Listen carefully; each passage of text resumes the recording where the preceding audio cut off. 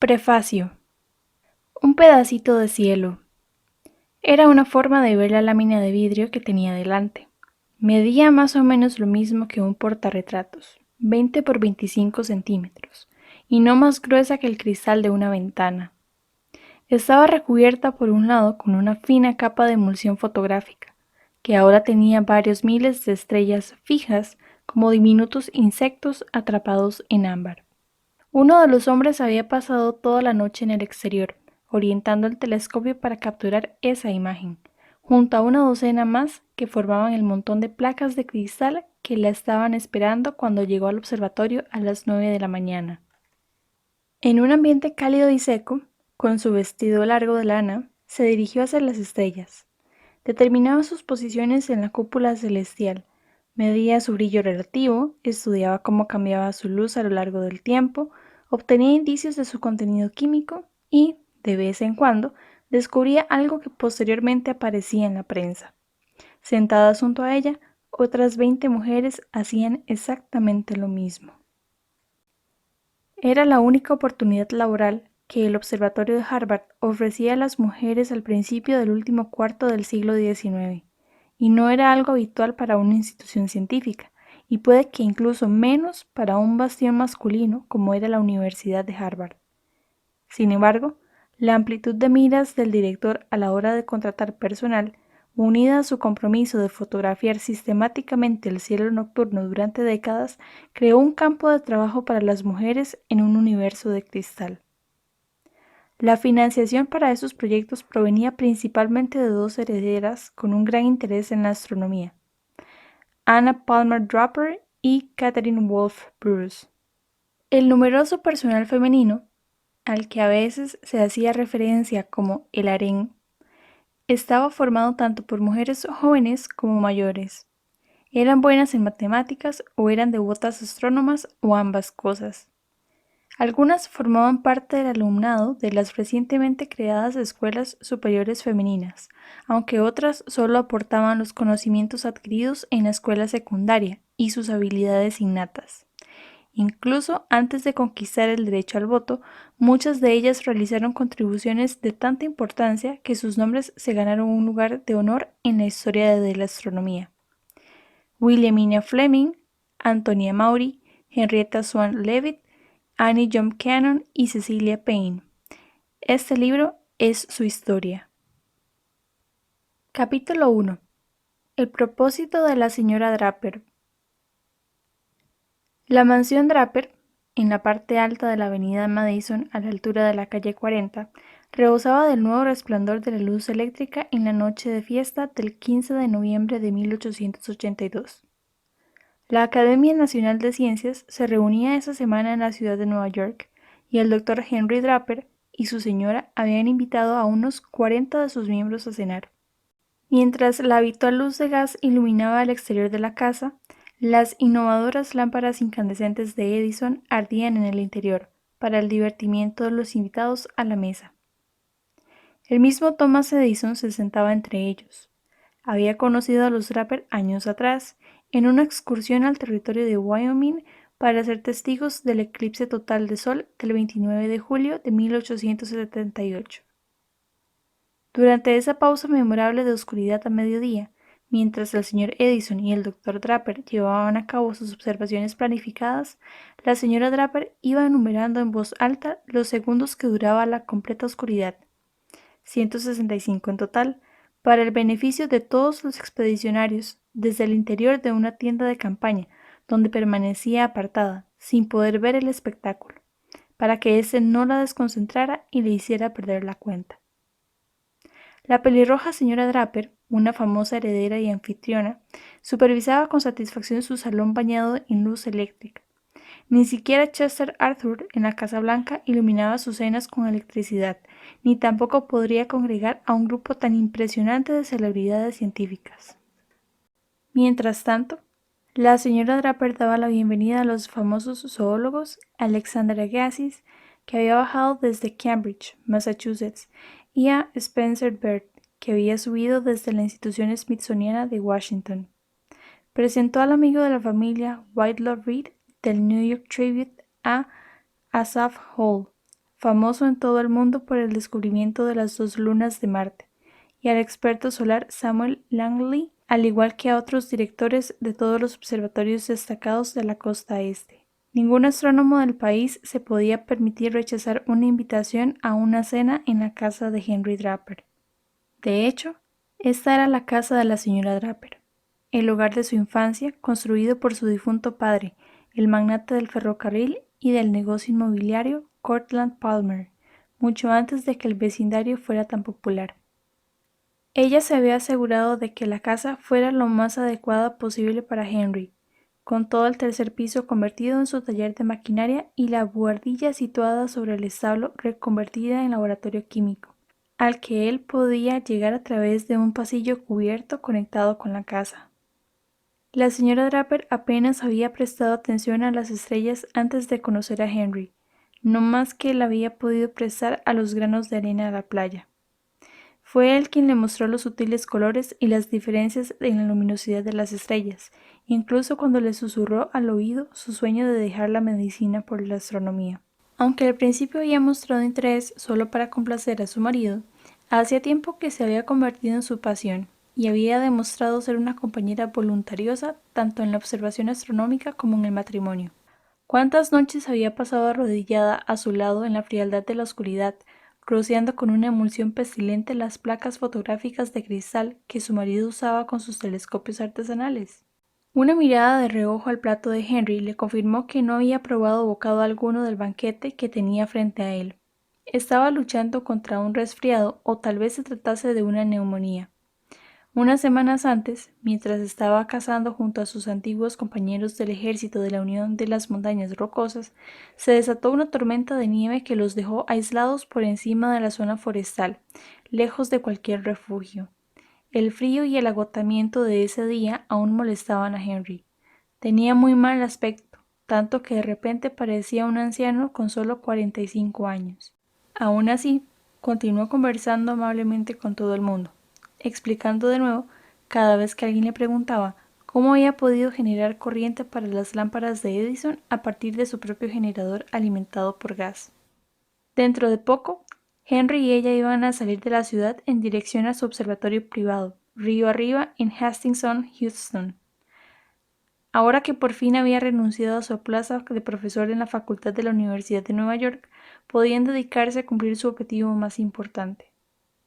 En los 15 años que llevaban juntos, ella había sido testigo de sus logros históricos en el campo de la fotografía de estrellas, que le habían supuesto todo tipo de honores. La Medalla de Oro del Congreso de 1874, su elección para la Academia Nacional de Ciencias, su aceptación como miembro de la Asociación Americana para el Avance de la Ciencia. ¿Qué diría el mundo cuando su Henry resolviera el antiquísimo misterio aparentemente irresoluble de la composición química de las estrellas? Después de darle las buenas noticias a sus invitados y llegando esa noche brillante a su fin, Henry se dio un baño caliente, se acostó y allí se quedó. Falleció 5 días después. De entre todas las muestras de apoyo que recibió después del funeral de su marido, Anna Palmer Draper vio aliviado su dolor gracias a la correspondencia con el profesor Edward Pickering del Observatorio de la Universidad de Harvard, uno de los invitados a la reunión académica la noche en la que Henry empeoró. Estimada señora Draper, escribió Pickering el 13 de enero de 1883. El señor Clark me cuenta que usted se dispone a completar el trabajo en el que estaba involucrado el doctor Draper, y mi interés en la materia es la excusa perfecta para dirigirme a usted. No es necesario que exprese la satisfacción que siento al saber que usted ha tomado esa decisión, dado que es obvio que no hay monumento más imperecedero que usted pudiera erigir a la memoria de su marido. De hecho, esa era la intención de la señora Draper. Henry y ella no tenían hijos que pudieran continuar su legado, así que decidió llevarlo a cabo ella misma. Soy consciente de la dificultad de su tarea, continuaba Pickering. No hay ningún astrónomo en todo el país cuyo trabajo sea más difícil de completar que el del Dr. Draper. Tenía esa habilidad y esa extraordinaria perseverancia que hacían que pudieran conseguir resultados después de ensayos y fracasos que hubieran descorazonado a cualquier otro. Pickering se refería concretamente a las más recientes fotografías del doctor, de las estrellas más brillantes. Estas, algo más de 100 fotografías, habían sido tomadas a través de un prisma que fragmentaba la luz estelar en el espectro de colores que la componían. Aunque el proceso fotográfico reducía los matices de los colores del arco iris a blanco y negro, las imágenes captaban patrones de líneas dentro de cada espectro, líneas que indicaban los elementos constituyentes de las estrellas. En la conversación que siguió la cena de gala de noviembre, Pickering había ofrecido su ayuda para descifrar los patrones espectrales midiéndolos con un equipo espectral de Harvard. El doctor había declinado la oferta, confiando en que su reciente adquirida libertad al renunciar a su plaza en la Universidad de Nueva York le permitiría disponer de tiempo suficiente para constituir su propio aparato medidor. Pero ahora todo eso se había cambiado, por lo que Pickering volvió a ofrecer su ayuda, en esta ocasión a la señora Draper. Tal como decía en la carta, me sentiría enormemente satisfecho si pudiera hacer algo en memoria de un amigo cuyos talentos siempre admiré. Sea cual fuere su decisión final respecto al gran trabajo que ha emprendido, concluía Pickering, le recuerdo que recuerde que, si puedo aconsejarla o ayudarla de cualquier forma, sería lo mínimo que podría hacer en agradecimiento al Dr. Draper por una amistad que siempre valoraré, pero que nunca podré reemplazar. La señora Draper se apresuró a responder solo un par de días después, el 17 de enero de 1883, en papel de carta ribeteado de negro. Mi estimado profesor Pickering, muchas gracias por su amable y alentadora carta. Lo único que me interesa actualmente es continuar el trabajo de Henry, a pesar de que no me siento capacitada para la labor y a veces me falla el coraje. Entiendo los planes de Henry y su forma de trabajar, puede que mejor que nadie en el mundo, pero no puedo seguir sin un ayudante y mi mayor dificultad es encontrar una persona lo suficientemente familiarizada con la física, la química y la astronomía como para llevar a cabo las distintas investigaciones. Puede que encuentre necesario contar con 2 ayudantes, uno para el observatorio y uno para el trabajo de laboratorio, porque no veo probable encontrar una persona con una universidad de conocimientos científicos que era característica de Henry. Estaba dispuesta a pagar buenos salarios para así poder contratar a los hombres mejor cualificados como ayudantes. Junto a sus 2 hermanos había heredado los enormes bienes inmuebles de su padre y Henry había administrado su parte de la fortuna con excelentes resultados. Es muy duro que nos haya dejado justo cuando había arreglado todos sus asuntos para poder disponer del tiempo suficiente para llevar a cabo el trabajo del que realmente disfrutaba y en el que podría haber logrado tanto. No lo puedo aceptar de ninguna manera. Aún así, esperaba poner en marcha el trabajo lo antes posible bajo su dirección, y entonces, cuando pueda comprar el lugar que ocupa el observatorio de Hastings, llevarlo a cabo. Henry había construido la instalación sobre los terrenos de un refugio de campo propiedad de su padre, el Dr. John William Draper. Su padre, el primer médico de la familia que combinaba la medicina con una investigación activa en química y astronomía, había fallecido ya viudo en enero anterior. En su testamento legaba todo su patrimonio a su querida hermana soltera, Dorothy Draper, quien a fin de financiarle su educación había fundado y dirigido una escuela femenina en su juventud. No estaba claro si la viuda de Henry podría conseguir el control de la propiedad de Hastings tal como deseaba, trasladando allí el laboratorio de Henry de la avenida Madison y creando así, en ese lugar, una institución dedicada a la investigación con el nombre de Observatorio Físico y Astronómico Henry Draper. Yo mismo me encargaré de la dirección de la institución tanto tiempo como pueda, le dijo a Pickering. Es el único monumento adecuado que puedo erigir en memoria de Henry y el único modo de perpetuar su nombre y su trabajo. Al final suplicó el consejo de Pickering. Estoy tan excepcionalmente sola en el mundo que no podría hacer nada sin saber que puedo contar con el consejo de esos amigos que estaban interesados en el trabajo de Henry. Pickering la animó a que publicara los descubrimientos hechos por su marido hasta la fecha, dado que le llevaría mucho tiempo añadir alguno a la lista. Una vez más se ofreció a examinar las placas fotográficas de cristal con el instrumental de Harvard, si ella fuera tan amable de mandarle algunas. La señora Draper aceptó, pero pensó que era mejor llevarle las placas en persona. Se trataba de objetos pequeños, de entre 6 y 7 centímetros cuadrados cada uno. Debo ir a Boston en el transcurso de los próximos 10 días para atender algunos asuntos de negocios con uno de mis hermanos. Le escribió el 25 de enero. Si acaso puedo llevarme los negativos e ir a Cambridge por unas horas, y si le viniera bien, podría mirar las fotografías con usted y ver qué piensa de ellas. Tal como habían acordado, llegó a Summerhouse Hill en la parte alta de Harvard el viernes 9 de febrero por la mañana, acompañado del mejor amigo de su marido y colega George Barker, de la Universidad de Pensilvania. Barker, que estaba preparando una biografía de Henry, era uno de los invitados de los Draper la noche de la cena de académicos. Más tarde, esa misma noche, cuando Henry sintió de repente un frío aterrador mientras se estaba bañando, fue Barker quien ayudó a sacarlo de la bañera y a llevarlos a su cuarto. El doctor diagnosticó una pleuresia doble. A pesar de que, por supuesto, recibió los mejores cuidados y mostró alguna prometedora señal de mejoría, la infección se propagó a su corazón.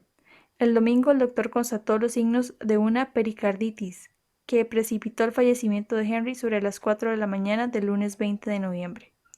La señora Draper había visitado observatorios junto a su marido tanto en Europa como en Estados Unidos, pero no había puesto pie en ninguno de ellos durante meses. En Harvard, el gran edificio abovedado que albergaba los distintos telescopios también incluía la residencia del director. La señora Pickering, de su altera Lizzie Wadsworth Sparks, hija del expresidente de Harvard, Jared Sparks, no ayudaba a su marido en sus observaciones, a diferencia de la señora Draper, pero ejercía de vivaz y encantadora anfitriona de la institución. Una educación exagerada, aunque auténtica, caracterizaba el estilo como director de Edward Charles Pickering. Si las estrechezas financieras del observatorio le obligaban a pagar exiguos salarios a sus jóvenes y entusiastas ayudantes, eso no le impedía dirigirse a ellos respetuosamente como señor Bendel o señor Cutler.